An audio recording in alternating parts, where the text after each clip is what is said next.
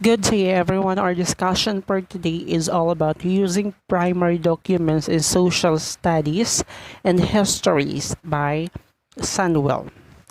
Our objective are to discuss the essence of the primary documents, to contextualize the primary documents in teaching and learning, to understand the significance of primary documents in social studies. Teachers are increasingly urged to include primary documents, records, or evidence of the past created in the past in their teaching of history and social studies. Primary documents have clear advantages over textbooks accounts, historical documents such as diaries, photograph letters, and even house-by-house census manuscripts provide personal points of entry into history. Ang dapat talaga sa mga teacher ay maging bahagi o i-persuade nila ang paggamit o pagtuturo ng primary documents sa mga estudyante, lalong-lalo na pagdating sa history and social study. Bakit?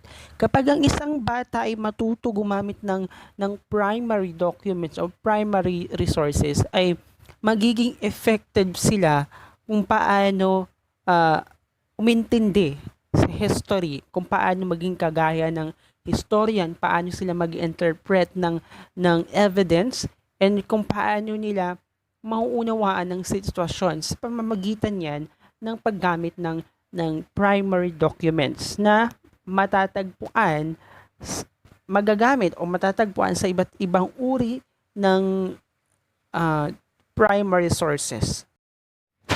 The what and where of primary documents. Teachers are often uncertain about what constitutes a primary source, what kinds of information primary documents contain, or where to find historical documents appropriate for classroom use. Okay. Sa mga teachers, sa paggamit ng primary resources, kailangan nila maituro kung saan at paano gamitin ang primary documents.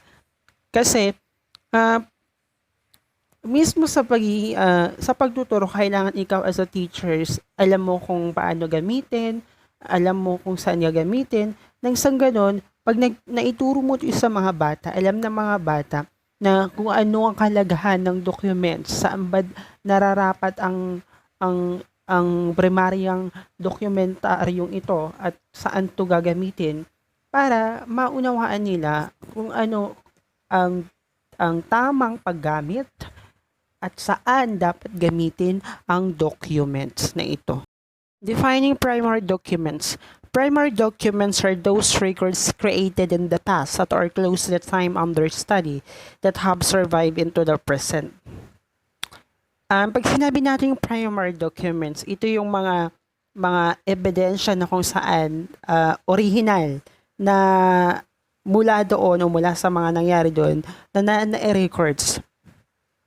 Halimbawa, diaries na kung saan tunay na nangyari sa isang tao na inakda o isinulat na yung mga pangyayaring naganap sa kanyang buhay. Ibig sabihin, ayun yung primary documents. Pero kapag halimbawa, kinuha siya ng mga tao o kinuha ng isang tao na isinalin doon sa ibang paraan ng pagsusulat niya, o kaya naman ibang paraan ng pagbabahagi ng impormasyon, ay magiging sekundarya na siya. Kasi pag sinabing primary, original documents, hindi siya bago. Ibig sabihin yun talaga ang tunay na ebidensya, kumbaga, kung ituturing. Bakit primary documents are our sole resources of evidence about the past? Kasi ayun ang bukod tanging magpapatibay o magiging ebidensya. Ano ba talaga ang tunay na nangyari sa panahong nakaraang panahon nakalipas na panahon, na yun ang magpapatunay at magbibigay ng ebidensya or makakatulong para malaman ang totoong nangyari sa past. Raw materials. Pag sinabi nating raw materials, ito yung mga non-documented records. Halimbawa, moving pictures, including photographs, mga spoken words, like that, o kaya naman mga art or architectural plan na kung saan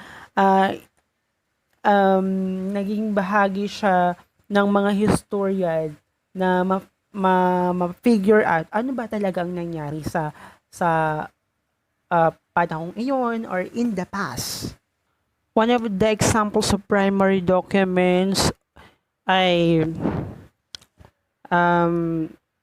halimbawa ako mismo ang nakakita doon sa isang pangyayari na pinicturan ko or isinulat. Ayun yung isa sa mga primary documents na ibig sabihin na totoong nangyari kasi ako mismong nakakita. Pero kapag secondary documents na sa ibig sabihin may interpretasyon na ng mga tao o yung mga kumuha ng picture information ko doon sa ginawa ko o sinulat. Ayun yung secondary documents. Pag sinabing primary documents, ito talaga yung tunay na evidence.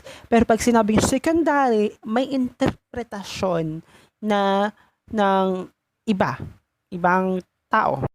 Identifying primary records, we have family records, ayan, census records, ayan, na kinukuha every year na may nagpupunta sa ating bahay para tanong kung ilang nakatira. Yan, census records, sino nakatira. Next is wills and probate files. Ito yung mga nagkukunting ng mga information na o mga files kagaya ng person's financial status. Ayan, or nagkukunting ng iba't ibang informasyon na galing sa iyo o galing sa ibang tao. That is a primary also kind of records of or primary documents. Next is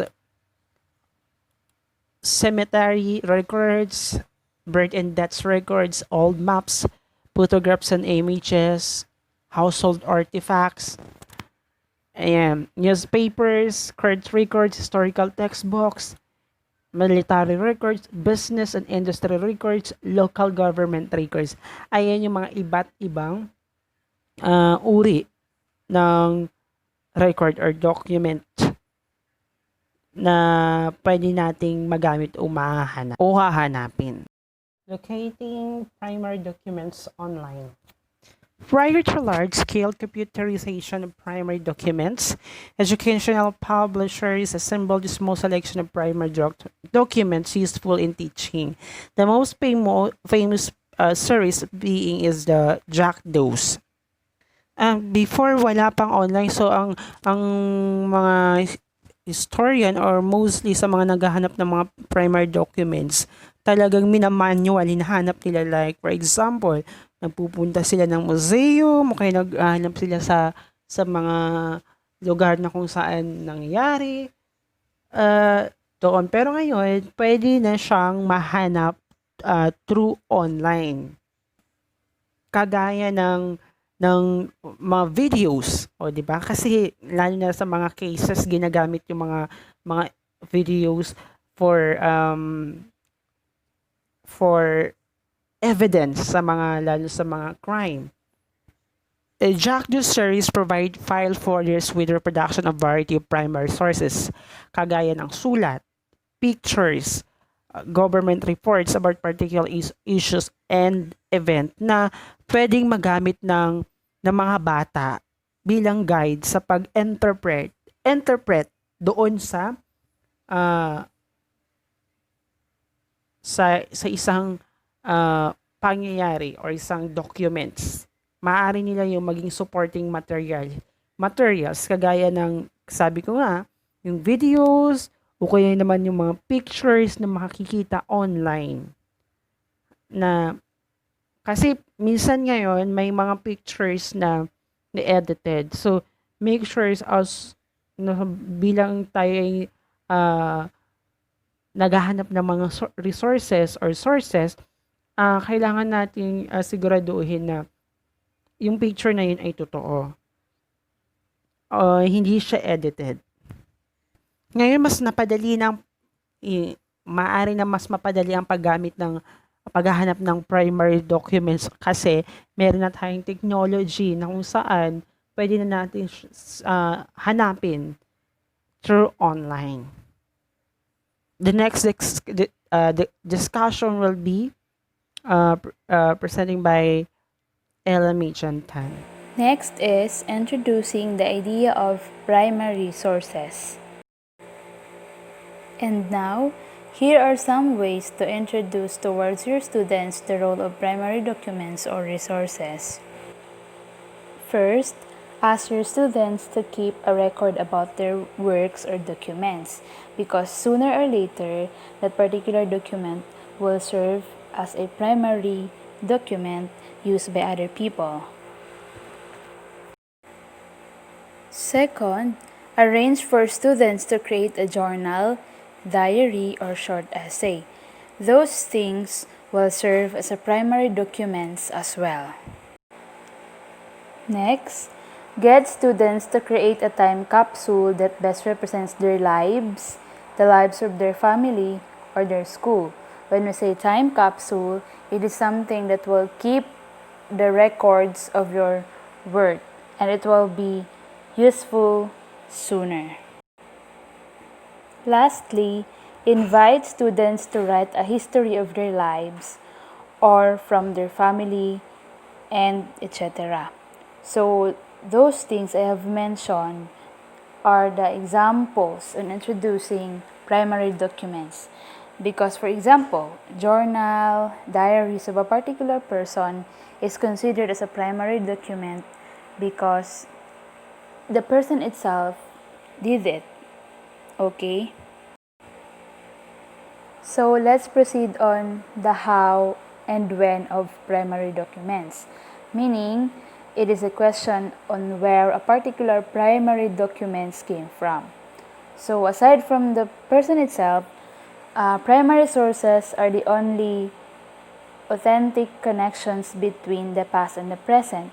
Because without primary sources, we are not able to know what happens before, 20 years ago, something like that. So primary sources or documents is a strong evidence about the past things or past events. And because of the so-called primary documents, it introduces students the idea that history is not simply what happened. Instead, they learn that history is an active process of developing knowledge and an act of interpretation. So, it means out from what happened from the past, we can be able to know what is happening or compare about what is happening in the present. So, that's why it is called as an active process because it happens from time to time or from generation to generation because of this strong evidence, the primary documents. So, why we need to embed primary documents? In the article, it was stated that primary documents is simply too time consuming. Admittedly, yes, but it is an authentic and one of a, let's say, great evidence or source about the past events. So for me, it is still nice to use primary sources, though it is distant because we can We cannot find many primary documents, especially nowadays, but I think there are some. There are some. Yeah. Aside from that, many teachers are having a hard time on how to use primary sources. So maybe because some are not really engaging on using primary sources, that's why. But it is still great to use primary sources. It is somehow putting yourself on the life of a particular author. So you can see originality and precise and clear information. So if you have primary sources with you, take care of it because that's a great one. Lastly, a primary documents should not focus on one or particular dimension. Of course, it should be illustrated towards more issue or event. So it means a particular primary documents is linked toward another. For example, about World War II. So it doesn't just focus on World War II, but rather a student can explore about other wars that happens during that time and so on and so forth. So it should be connected from one events to another. That's it. Next, use primary documents to add value to existing resources. Primary documents work best when they add value to existing resources in at least two ways: enhance content knowledge and engage the student. According to Sandwell daw, ay magiging maganda o makahulugan ang paggamit ng primary documents dahil it enhance content knowledge. Through primary documents, we can able to exemplify, extend, or even contradict the key facts in the textbook. For example, nagbigay ng textbook si teacher and through primary documents, the student can able to analyze if the facts in the information of the textbook are legit or true. Next, engage students. It adds value by engaging students through allowing them to express their perspective on a topic. For example, you use two primary documents. They're enforcing facts about World War One and a testimonial about child labor, and then it incorporates to the textbook section on war and industrialization. So by this, student can engage by expressing a sense of representing issues in very personal way. So the use of primary documents. We use primary documents to enrich the information that we found on the textbook and to provide or catch the attention of the student in the topic. Next, make the text and context accessible to student.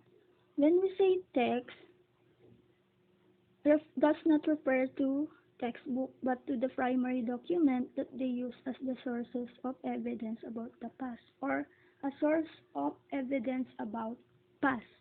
When we say content, refers to the material other historians and writers have written and published on the historical topic. So the more students understand the text and historical content, the better equipped they are on benefits from the use of primary documents. We can also use primary documents to help students interpret cartoons, photographs, and maps. Sabi din dito, kapag knowledgeable na ang teacher about the subject, it's easy for them na to find an appropriate documents to provide context. Invite critical thinking, not just recitation of facts. Teacher can best use their potential to stimulate critical thinking by asking student questions that do not simply require them to to find particular pieces of information or come up with a single right answer. Sometimes we look at primary document as an enumeration of facts, pero according to Sandwell, it allows us to stimulate critical thinking and historical understanding. So how we can use primary documents to stimulate critical thinking? Whereas asking student a questions, pero we're just not asking question for a particular answer or magsasagot lang ng specific information. Dapat yung question na ibibigay natin ay mapapagana ang critical thinking ng bata. Next, provide the student with more than one primary document to analyze. Halimbawa, yung pinagawa ni Sir Maki noong first year college tayo. We use two different primary sources in identifying the place where Magellan Cross are located. Through different primary sources, students will compare which provides a clearest of the reality or makapag-create din ng conclusion through a different sources. The why of using primary documents or why we need to use primary documents. First, students prefer to follow the path of least resistance in getting to the answer that they think the teacher wants. For example, like us, a student, instead of evaluating the information, we tend to use a search engines para lang masagot at matapos yung task na binigay sa atin. Next, the beliefs of student about history. Na ang history is just about facts, information, and absolute knowledge. But in reality, it is more on a process of interpretation. And eliminate on the question of, is it true? Ito kasi yung karaniwang questions when reading history. Kapag nagbasa tayo ng mga documents, ang sinasabi natin or karaniwang tanong natin is, totoo ba itong nabasa ko? Next, identify the bias of the document's creator. Once we read the documents and comparing it from the primary document, nakikita natin if the authors influence his background in writing or creating the documents. History does not just allow us to learn lessons from certain events in the past. This kind of critical inquiry is exactly the kind of complicated and compassionate process of knowledge building that we need to have to understand our contemporary world. So it means that history hindi lang siya lessons from events in the past. It allows them para maintindihan natin yung contemporary world natin. Next, the process of historical inquiry, the dialogue among people about evidence from the past, is the best way to explore who we were and are, and how we can turn that into who we as the human race want to be. So, yung process of historical inquiry, it helps them para maintindihan natin yung kung anong meron tayo sa sitwasyon ngayon. And kung paano nagkaroon or naging ganito yung sitwasyon in the present. For the conclusion, if teachers believe that history is the true facts about what really happened, organized with a clearly defined master narrative of national development or progress, then primary documents will indeed have only a limited appeal. Using primary documents in teaching in social studies and history help a student to think the fact and often encourage the student